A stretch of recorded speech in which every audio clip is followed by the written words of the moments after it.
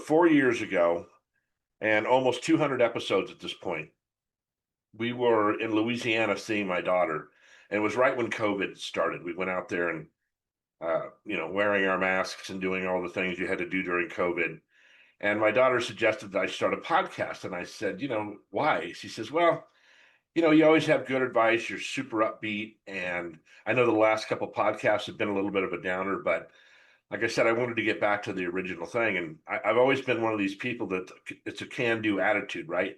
Be a person of possibility, which I think everybody should be. It's the don't ask me how it can't be done, tell me how it can be done attitude. And I've always had that. And I felt like when I get around people, even to this day, I get people, a little bit motivated to get them excited about what their ideas are and try to encourage them to follow those ideas. So when it started, I didn't know what to do. I didn't even really know what a podcast was. I had heard of them, but I had never listened to one. So I came back to San Diego after our trip to Louisiana and got with a friend of mine that was very technical, young guy.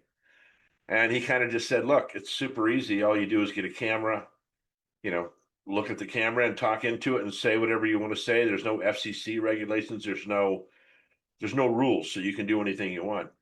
And podcasts at that time were huge, but now they're enormous. I mean, everybody's got a podcast now. So I started out with these four pillars. It was um, getting over limitations, which I think we all have some limitations in our life.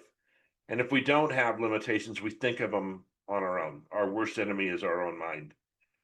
So, there's a lot of things I've learned over the past 4 or 5 years about technology, about podcasts, about AI, about all these different things.